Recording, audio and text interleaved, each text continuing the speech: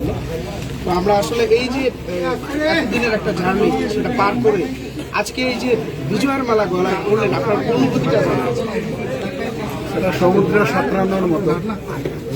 সমুদ্র সাঁতরায় যখন তীরে কেউ ঘুরতে পারে, ক্লান্তি তো থাকে কিন্তু আনন্দটাও থাকে।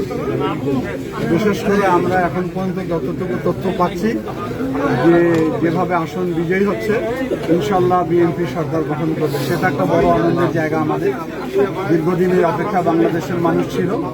আর আমার জেলার আনন্দ হচ্ছে যে আমাদের 3টি আসনে আমরা জয়লাভ করেছি।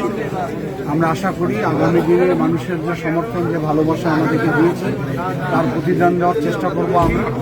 আমরা সবাই মিলেমিশে একসঙ্গে লালমনিরহাটকে যেমন গড়ে তুলব, বাংলাদেশের মানুষের জন্য আমাদের প্রিয় চেয়ারম্যান তারেক রহমান যে 30 দফা দিয়েছে রাষ্ট্র কাঠামো মেরামতের, সেটি নিয়ে আমরা এগিয়ে যাব একটি মানবিক, গণতান্ত্রিক, দুর্নীতিমুক্ত বাংলাদেশ গড়ার ক্ষেত্রে।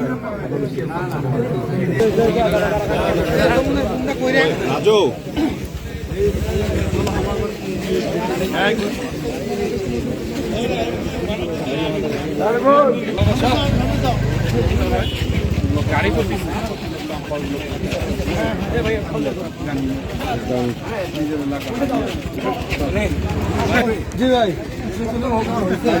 হ্যাঁ।